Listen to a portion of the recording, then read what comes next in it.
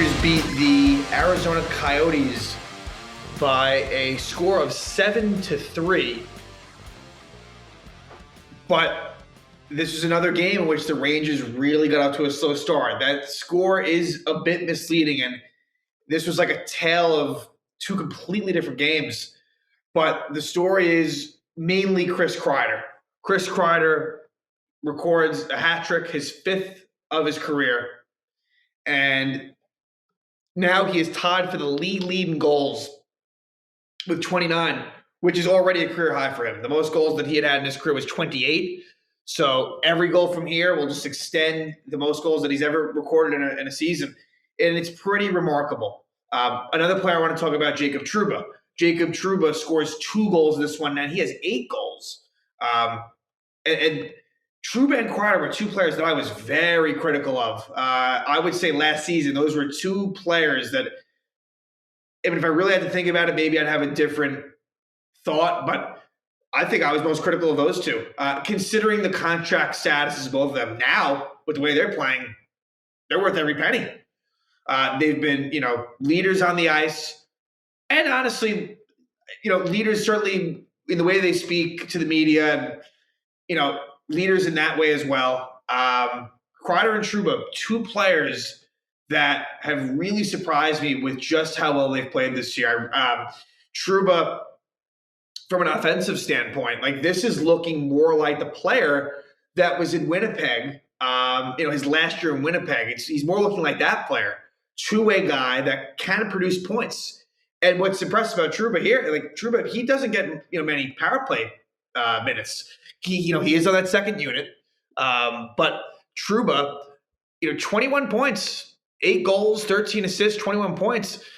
So you're looking at a guy who might have been 40 to 45 points, logging the minutes that he does. It's been a really solid season for him. And again, with Kreider, just pure consistency, where the biggest thing with him in the past was he would go stretches where he was invisible, where he'd be red hot for 10 games and then just nowhere to be found for the next 15. And that hasn't happened this year.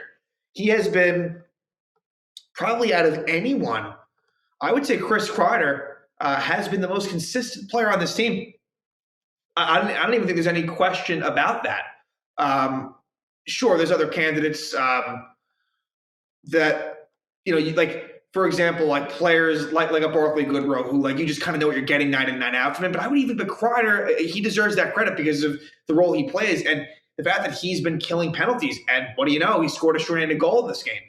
So that's the positives. The negatives, now, I'll say this. The Rangers coming off a really rough game against Carolina, and they didn't get back until 4 a.m. So, it has been a bit rough for the Rangers. There has been a lot. The Rangers have played a lot of road games. I would say on a percentage basis, or probably beyond that, the Rangers have been very road heavy.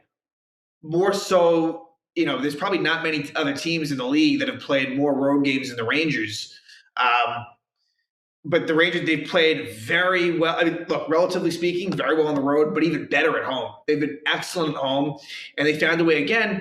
And Igor Shesterkin was in net for the Rangers.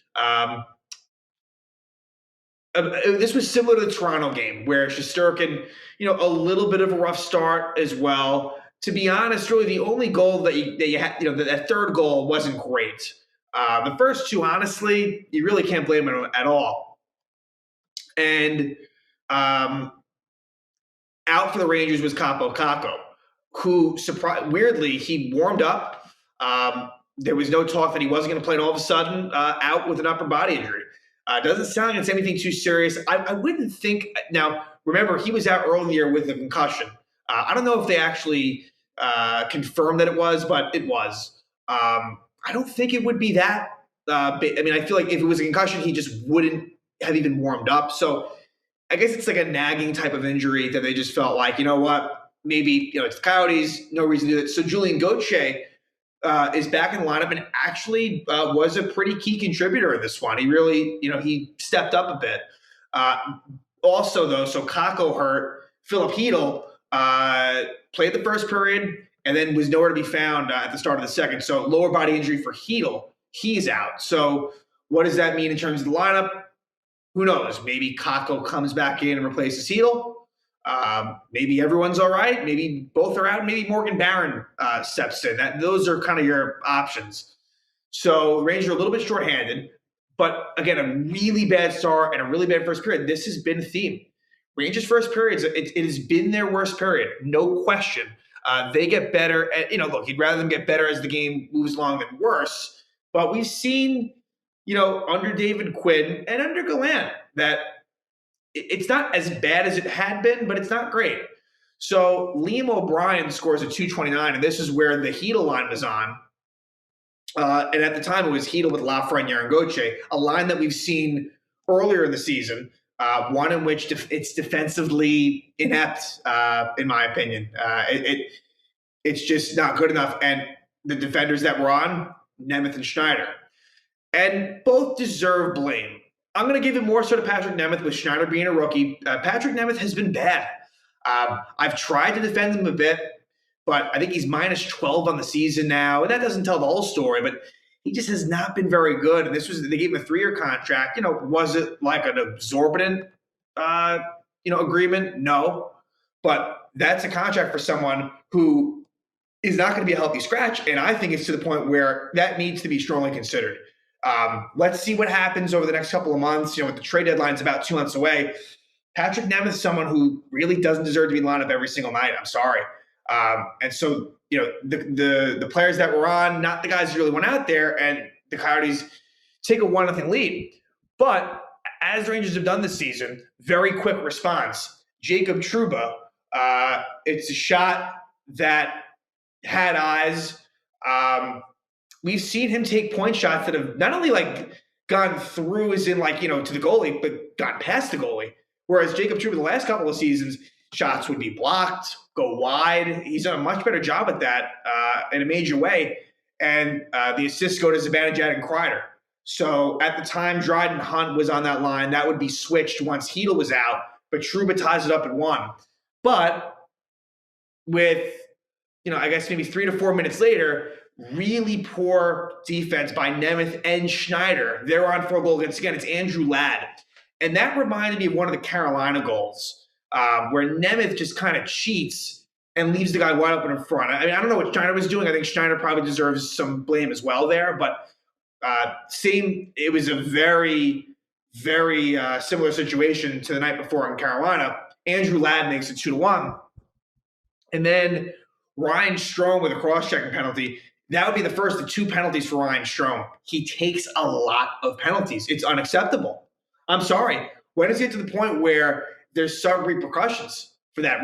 Ryan Strome, who he had gotten better with that, but we've seen as a Ranger, I think it was the 2020 season, if memory serves, where towards the end of that, before COVID, he was taking a lot of penalties, and now it's happening again.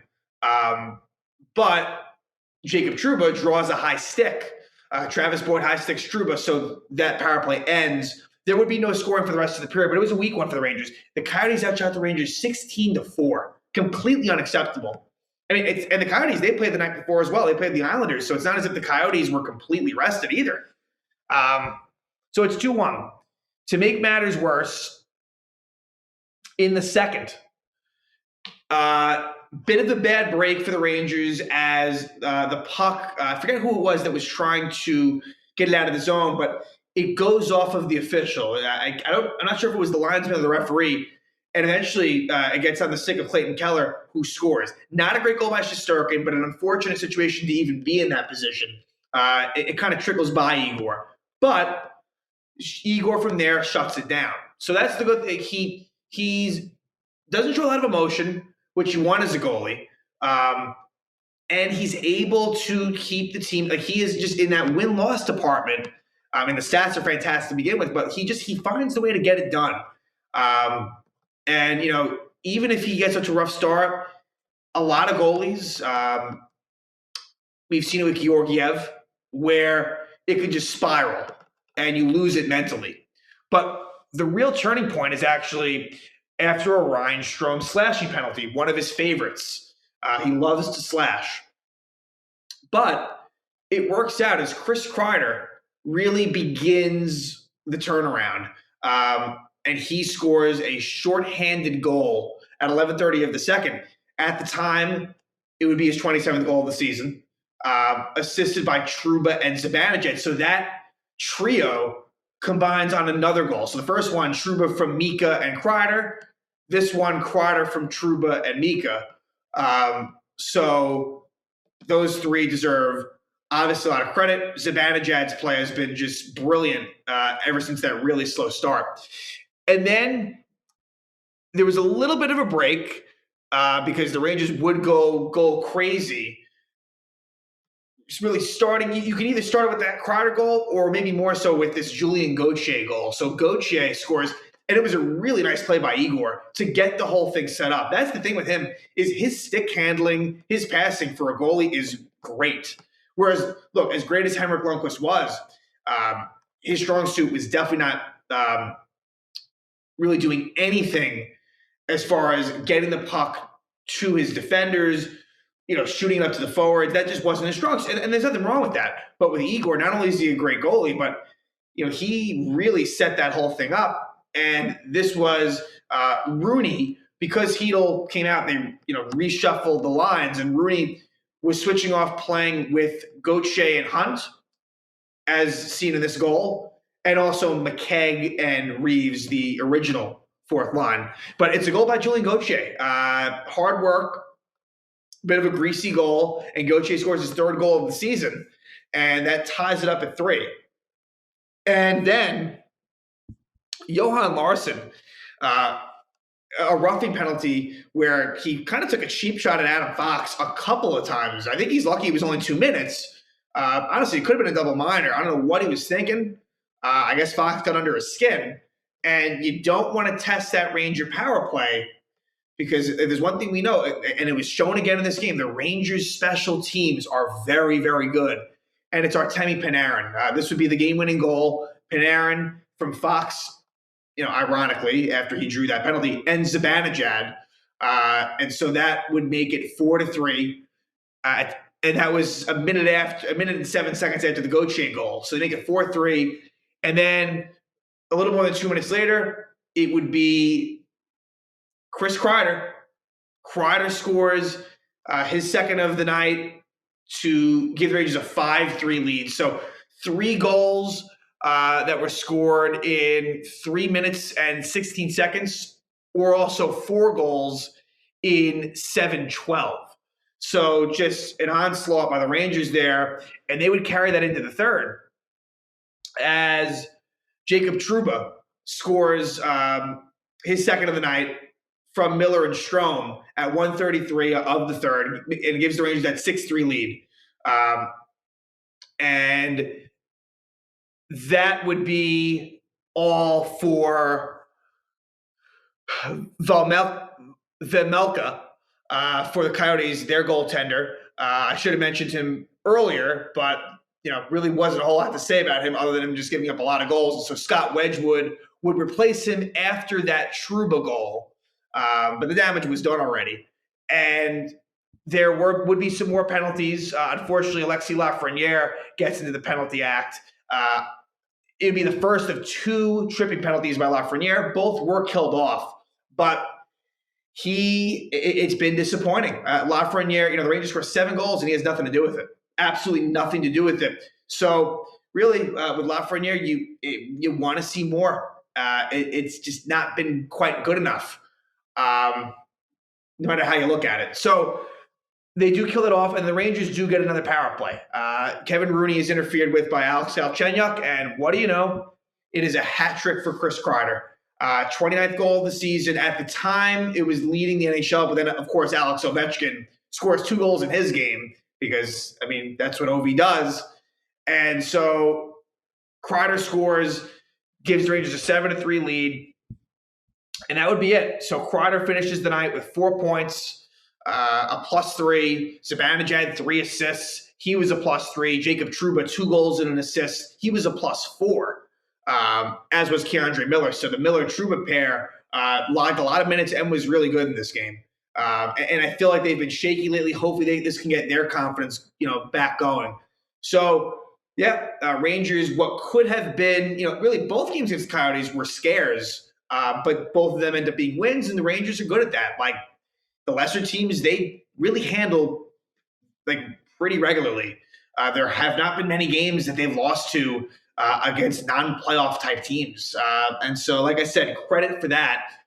And hopefully that they can, accumulate wins against the really good teams. It's kind of been hit and miss, but the next game for the Rangers at home as well versus the Los Angeles Kings, who gave the Rangers, fits when they played in LA just a couple of weeks ago. So Rangers are looking to exact some revenge. Luckily for the Rangers, the Kings will be playing the Devils the night before, so they'll be getting maybe the Kings a little bit tired, but I'd expect the Rangers to be hungry in that one, and hopefully they can get a little bit more offense than they did last time in that game. But again, the Rangers win against the Arizona Coyotes, and they improve to really just a very, very impressive 27-11-4 record.